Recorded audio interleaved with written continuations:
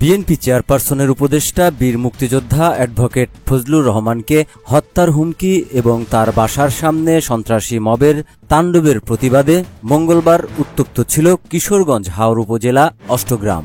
দুপুরে অষ্টগ্রাম উপজেলা সদরে বিক্ষোভ মিছিল ও সমাবেশ করে বিএনপি ও এর অঙ্গ সহযোগী সংগঠনের নেতাকর্মীরা।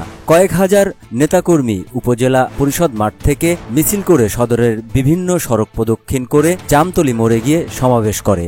সমাবেশে বক্তারা বলেন, ফজলুর রহমান একজন সাহসী মুক্তিযোদ্ধা ও বিএনপির দুর্দিনের কাণ্ডারি। ৫ই আগস্টের পর থেকে জামাত ইসলামী ও এনসিপির পক্ষ থেকে একাত্তর ও মুক্তিযুদ্ধবিরোধী বক্তব্য আসতে থাকে। একজন মুক্তিযোদ্ধা হিসেবে ফজলুর রহমান এসব দেখে চুপ থাকতে পারেননি।